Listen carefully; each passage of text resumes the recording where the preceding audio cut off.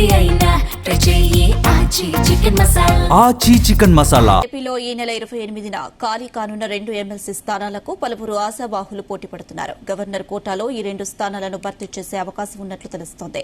ఈ రెండింటిలో ఒకటి ఆంధ్ర నేతకు, మరొకటి రాయలసీమ నేతకు ఇవ్వాలని కూటమి నాయకులు భావిస్తున్నట్లు తెలుస్తోంది. ఆంధ్ర నుంచి ఎస్సీ కోటాలో మాదిగ సామాజిక వర్గానికి చెందిన మాజీ ఎమ్మెల్యే ఉండవల్లి శ్రీదేవికి ఇచ్చే అవకాశం ఉన్నట్లు వార్తలు వినిపిస్తున్నాయి. రాజ్యసభ సీటు విషయంలో చివరి వరకు ఆమెకు అవకాశం ఇస్తారని అంతా అనుకున్నారు.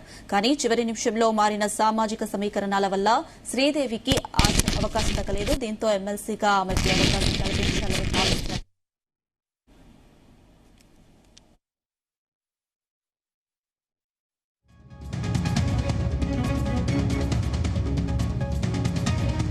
రాయలసీమ నుంచి బీసీ కోటాలో మత్స్యకార సామాజిక వర్గానికి చెందిన మాజీ మంత్రి మోపిదేవి వెంకటరమణకు ఇచ్చే ఛాన్స్ ఉన్నట్లు తెలుస్తుంది. ఇప్పటికే మోపిదేవికి అధిష్టానం హామీ ఇచ్చినట్లు సమాచారం అందుతోంది.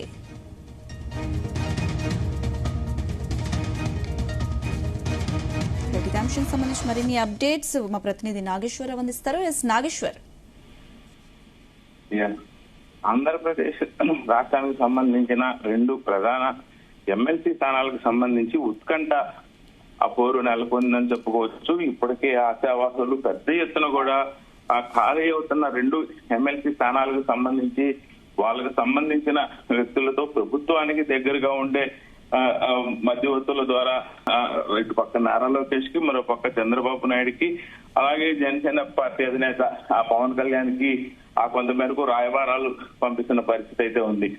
తమ వంతు పార్టీకి ఎంత కృషి చేశాము, తమ వంతు పార్టీకి ఎంత చేశామనే దాని మీద పెద్ద ఎత్తున కూడా మధ్యవర్తుల ద్వారా ప్రభుత్వానికి ముఖ్య నేతలకి తెలియపరుస్తున్న పరిస్థితి అయితే ఉంది. ముఖ్యంగా ఈ యొక్క ఎమ్మెల్సీ పదవులకు సంబంధించి ఆంధ్రప్రదేశ్ టీడీపీ అధ్యక్షులు పల్లా శ్రీనివాస్తో కూడా సంప్రదింపులు జరుపుతా సమాలోచనలు చేయమని ఆయనకి అర్జీలు పెట్టుకుంటున్న పరిస్థితి అయితే ఉంది.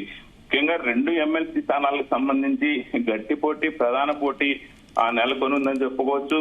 కొంతమంది పార్టీ కోసం త్యాగం చేసిన వాళ్ళు, పిఠాపురం చూసుకుంటే వర్మ టికెట్ త్యాగం చేసిన విధంగా, అలాగే కొమ్మళ్లపాటి శ్రీధర్ లోకేష్ కోసం భాష ప్రవీణ్కి కేటాయించిన రకరకాల సమీకరణాల మీద, అలాగే జనాలు చూసుకుంటే నాదెండ్ల మనోహర్ కోసం ఆలప రాజాని త్యాగం చేయమనుకున్నాను.